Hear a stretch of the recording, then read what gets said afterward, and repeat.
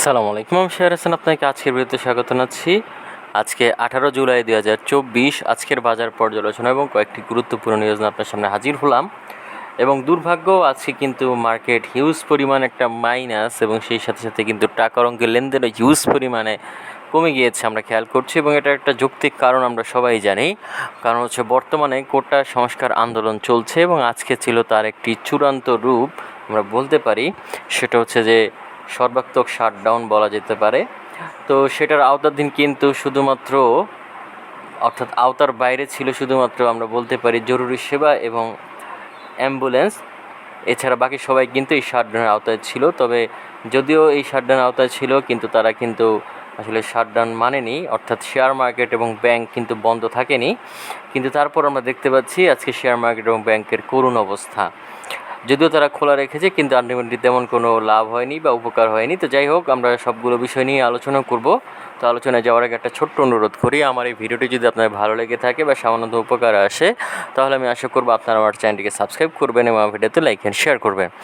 তো যাই হোক, আর কথা না বলে সরাসরি ভিডিওর মূল অংশে চলে যাই। তো আমরা এখানে দেখতে পাচ্ছি আজকে ডিএসসি সাধারণ সূচকে 36.64 পয়েন্টের মতো মাইনাস হয়েছে। এছাড়াও ডিএসসি 30 সূচকে আমরা দেখতে পাচ্ছি 8.11 পয়েন্টের মতো মাইনাস হয়েছে, এবং ডিএসসি সূচক সূচকে আমরা দেখতে পাচ্ছি 10.43 পয়েন্টের মতো মাইনাস হয়েছে। অর্থাৎ তিনটি ইন্ডেক্সই কঠিন পরিমাণে মাইনাস আমরা দেখতে পাচ্ছি। এছাড়াও যদি আমরা এখানে ইন্ডেক্স মুভারটা যদি খেয়াল করি, তাহলে দেখতে পাচ্ছি ব্র্যাক ব্যাংক আজকে হিউজ পরিমাণ পয়েন্ট আপ করেছে। তারা এখানে আমরা দেখতে পাচ্ছি 9 পয়েন্টের উপর আপ করেছে। এছাড়াও জিপি এবং মিডল্যান্ড ব্যাংক তারা মোটামুটি 1 থেকে 1.5 পয়েন্টের মতো আপ করেছে, আর বাকি সবাই খুবই সামান্য পরিমাণ পয়েন্ট আপ করেছে।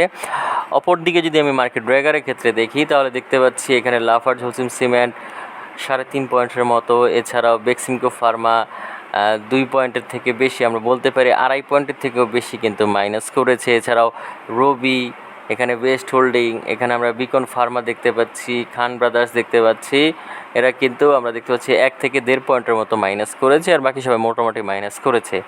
এবং আমরা যদি এখানে ট্রেড স্ট্রেসটিও যদি খেয়াল করি, তাহলে দেখতে পাচ্ছি আজকে তারা মাত্র 37টি শেয়ার আপ হয়েছে, অপরিবর্তিত ছিল 46টি, এবং 311টি কিন্তু মাইনাস হয়েছে। এবং আমরা যদি টাকার অঙ্কের লেনদেনটা যদি খেয়াল করি, হিউজ পরিমাণ মাইনাস আমরা দেখতে পাচ্ছি। গত দিনের তুলনায়ও আজকে প্রায় 200 কোটি টাকার মতো কম লেনদেন হয়েছে।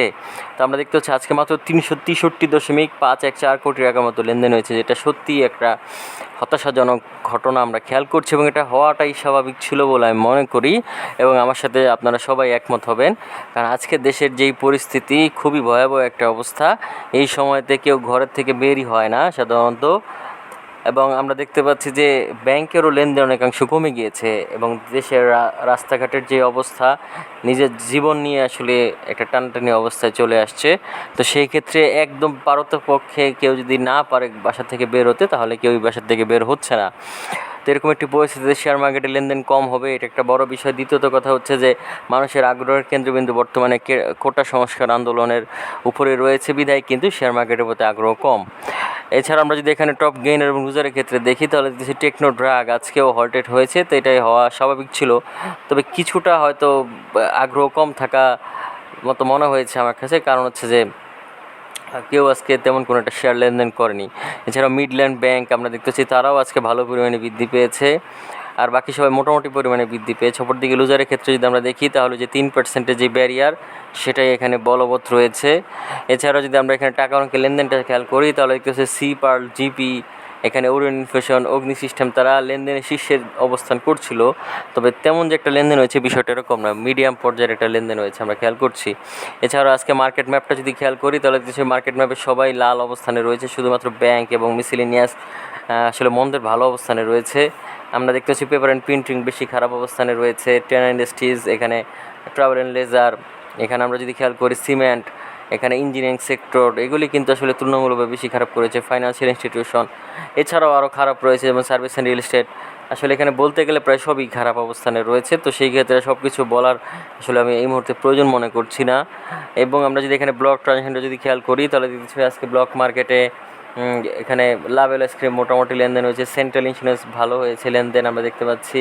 এখানে ইআইএল মোটামুটি লেনদেন হয়েছে, আমরা দেখছি এনবিএল মোটামুটি ভালো লেনদেন হয়েছে আমরা বলতে পারি। রেনাটা তুলনামূলকভাবে অনেক ভালো লেনদেন হয়েছে আমরা খেয়াল করছি। তো আপনারা চাইলে এই কয়টি শেয়ারের প্রতি নজর রাখতে পারেন দীর্ঘমেয়াদে বিনিয়োগ করার জন্য। তো যাই হোক, এই ছিল মোটামুটি আজকের বাজারের অবস্থা। তো এখন আমরা চলে যাব কয়েকটি গুরুত্বপূর্ণ নিউজে। তো প্রথম আমরা যেই নিউজটি নিয়ে আলোচনা করব সেটা হচ্ছে কোটা আন্দোলনের চাপে গতিহীন শেয়ার বাজার। তো মূলত এটা হওয়ারই ছিল।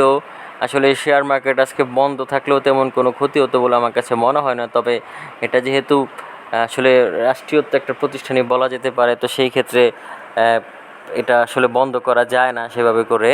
তবে এটার ফলাফলটা কিন্তু আমরা তেমন একটা ভালো দেখতে পাচ্ছি না এই মুহূর্তে। লেনদেন যদিও চালু ছিল, কিন্তু তেমন কিন্তু কোনো গতি আমরা খেয়াল করিনি।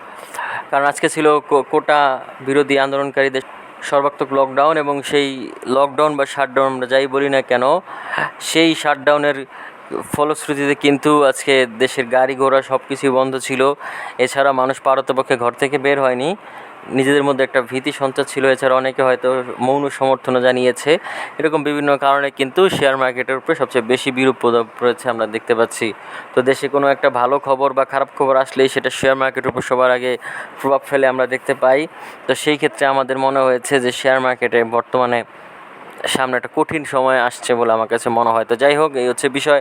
এরপরে দ্বিতীয় যে নিউজটি নিয়ে আলোচনা করব সেটা হচ্ছে গ্রামীণ ফোনের অন্তর্বর্তীকালীন ডিভিডেন্ড ঘোষণা। তো মূলত গ্রামীণ ফোন তারা অন্তর্বর্তীকালীন ডিভিডেন্ড ঘোষণা করে থাকে। সেই ক্ষেত্রে আমরা দেখতে পাচ্ছি যে গ্রামীণ ফোন তারা 160% অন্তর্বর্তীকালীন ডিভিডেন্ড ঘোষণা করেছেন। আমরা দেখতে পাচ্ছি কোম্পানির 30 জুন 2024 সমাপ্ত অর্থ হচ্ছে দ্বিতীয় প্রান্তিকে অনিরীক্ষিত যে এখানে যে প্রতিবেদন রয়েছে সেটা পর্যালোচনা করে এই ডিভিডেন্ড ঘোষণা করেছেন। তো আমরা দেখতে পাচ্ছি দ্বিতীয় প্রান্তিকে কোম্পানিটি আয় হয়েছে 6 টাকা 38 পয়সা, আগের বছর ছিল 8 টাকা 84 পয়সা। অর্থ বছরের দুই প্রান্তিকে বা 6 মাসে কোম্পানিটির আয় হয়েছে, অর্থাৎ এই যে অর্ধবার্ষিক যে আয় আমরা দেখতে পাচ্ছি সেটা হচ্ছে 16 টাকা 29 পয়সা। আগের বছর একই সময় ছিল 14 টাকা 62 পয়সা। অর্থাৎ আগের বছরের তুলনায় এই বছর তাদের আয়ও বৃদ্ধি পেয়েছে এবং তারা মোটামুটি বেশিরভাগ টাকাই কিন্তু ডিভিডেন্ড হিসেবে প্রদান করেছে। যাই হোক, এই হচ্ছে বিষয়।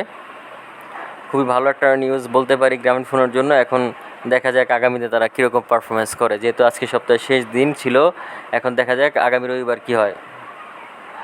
এর পরবর্তীতে আমরা দেখতে পাচ্ছি যেই নিউজটি সেটা হচ্ছে ডিএসসি ব্লু চিপ সূচক থেকে বাদ গেল 10 কোম্পানি। তো মূলত এখানে ব্লু চিপ সূচক বলতে ডিএসসি 30 সূচককে বোঝানো হচ্ছে। তো মূলত ব্লু চিপ শেয়ার হচ্ছে সেই সকল শেয়ার যেগুলোর আসলে ফান্ডামেন্টাল অবস্থা খুবই ভালো এবং যারা ভালো পরিমাণ ডিভিডেন্ড দেয় এবং ভালো পরিমাণ প্রফিট করে সেই ধরনের শেয়ারকে এখানে বোঝানো হচ্ছে।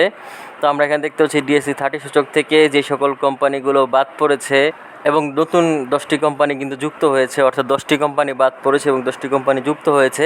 তো আমরা প্রথমে যুক্ত হওয়া কোম্পানিগুলোর নাম এক নজরে দেখে নেই। তারা হচ্ছে Beximco pharmaceuticals, Pubali Bank, City Bank, Bangladesh Steel Rolling Mills Limited, Robi Axiata, Orion Pharma, Summit Power, Power Grid Company, GPS Ispat এবং লিন্ডে বাংলাদেশ। এছাড়াও যারা বাদ পড়েছে তারা হচ্ছে ADN Telecom, Bashundhara Paper Mills, Eastern Housing, Green Delta Insurance, Intraco Refueling Station, Kohinoor Chemical, Marico Bangladesh, Sonali Paper and Board Mills, Trust Bank ও Uttara Bank. তো মূলত ব্লু চিপ শেয়ারগুলোতে যুক্ত হতে, অর্থাৎ এই ইন্ডেক্সে যুক্ত হওয়ার জন্য কিছু রুলস রয়েছে এবং বাতিল হওয়ার ক্ষেত্রেও কিছু রুলস রয়েছে। তো এই নিউজটার মধ্যে রুলসগুলো আসলে আলোচনা করা হয়েছে। আসলে এই বিষয়গুলো আমি আর আলোচনা করতে চাচ্ছি না, আমি ডেসক্রিপশন বক্সে লিঙ্ক দিয়ে দিব, আপনারা চাইলে দেখে নিতে পারেন। আসলে এই বিষয়গুলো আমাদের একটু জানা থাকা দরকার, কোন কোন ক্রাইটেরিয়ার উপর ভিত্তি করে আসলে ডিএসসি 30 সূচক বা সরিয়া সূচকে যুক্ত হয় একটি শেয়ার। তো যদি আপনার জানা আগ্রহ থাকে তাহলে আপনি ডিসক্রিপশন বক্স থেকে দেখে নিতে পারেন, আমি দিয়ে দিব। তো যাই হোক, এর পরবর্তীতে আমরা যেই নিউজটি নিয়ে আলোচনা করবো তারা হচ্ছে ব্লকে 5 কোম্পানি বড় লেনদেন। তো আমরা আজকে দেখতে পাচ্ছি ব্লকে 5টি কোম্পানি ভালো লেনদেন হয়েছে। আসলে বড় লেনদেন বলা যায় না, মোটামুটি ভালো লেনদেন হয়েছে বলা যায়। সেটা হচ্ছে rental limited, central insurance, national bank, express insurance এবং তৌফিকা ফুড লিমিটেড। তো এই 5টি কোম্পানি মোটামুটি তারা 25 কোটি 91 লাখ টাকার মতো লেনদেন করেছে। তো আপনারা চাইলে দেখতে পারেন এই সকল শেয়ারগুলো, বিশেষ করে রেনাটা লিমিটেড ভালো লেনদেন হয়েছে, তারা ছিল শীর্ষে। যাই হোক, এর পরবর্তীতে আজকে দিনের সর্বশেষ যেই নিউজটি নিয়ে আলোচনা করবো সেটা হচ্ছে বৃহস্পতিবার দর বৃদ্ধির শীর্ষে 10 কোম্পানি। তো মূলত আসলে তেমন একটা দর বৃদ্ধি আমরা দেখতে পাইনি, কারণ আজকে বিশেষ কারণ ছিল। আমরা দেখতে পাচ্ছি যে আজকে যেই 10টি কোম্পানি ভালো করেছে, তা আজকে যে সকল শেয়ারগুলো ভালো করেছে তাদের মধ্যে সর্বোচ্চ দর বৃদ্ধি পেয়েছে টেকনো ড্রাগস লিমিটেড, যেটা আসলে শেয়ার মার্কেটের নতুন লিস্টের একটি কোম্পানি এবং সেটা হয়তো বেশ কিছুদিন যাবতই থাকবে লেনদেনের শীর্ষে, এটাই হচ্ছে নিয়ম। এরপর দেখতে পাচ্ছি যে দ্বিতীয় অবস্থানে রয়েছে, আমরা যদি খেয়াল করি সেটা হচ্ছে ওয়াটা কেমিক্যালস। এছাড়া আমরা যদি খেয়াল করি তৃতীয় অবস্থানে রয়েছে মিডল্যান্ড ব্যাংক। এছাড়াও বাকিগুলোর অবস্থা এখানে আলোচনা করা হয়েছে, তো আপনারা চাইলে দেখে নিতে পারেন। তো মূলত আসলে যাওয়ার আগে একটা কথা বলে নেই, আসলে বর্তমানে দেশের অবস্থা খুবই করুণ বা শোচনীয় বলা যেতে পারে। বিভিন্ন পরিস্থিতির কারণে দেশের অবস্থা খুবই খারাপ। তো একে তো শেয়ার মার্কেট কিছুটা ঘুরে দাঁড়িয়েছিল, কিন্তু এই ধরনের দেশের পরিস্থিতির কারণে কিন্তু আবারও শেয়ার মার্কেট পিছনের দিকে চলে যেতে পারে, অর্থাৎ যেই পরিমাণ আপ ছিল তার থেকে বেশি পরিমাণে কিন্তু ডাউন হতে পারে। সেই বিষয়টা আসলে আমাদের সকলেরই মাথায় রাখা দরকার এবং সেই অনুযায়ী বিনিয়োগ করা উচিত বলে আমি মনে করি।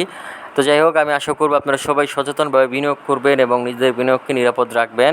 তো আজকের বিষয়টা কথা বাড়াবো না, আজকে এখানেই বিদায় নিচ্ছি। আগামীতে দেখা হবে নতুন কোনো ভিডিও নিয়ে। সে পর্যন্ত আল্লাহ হাফিজ, আসসালামু আলাইকুম। এবং আরেকটা কথা হচ্ছে, যাওয়ার আগে অবশ্যই বলবো আপনারা সাবধান থাকুন, নিরাপদে থাকুন, কারণ এই মুহূর্তে আসলে পারতপক্ষে ঘর থেকে না বের হয় সবচেয়ে উত্তম। যাই হোক, আপনাদের সবার সুস্বাস্থ্য কামনা করে আজকে এখানেই বিদায় নিচ্ছি। আল্লাহ হাফিজ, আসসালামু আলাইকুম।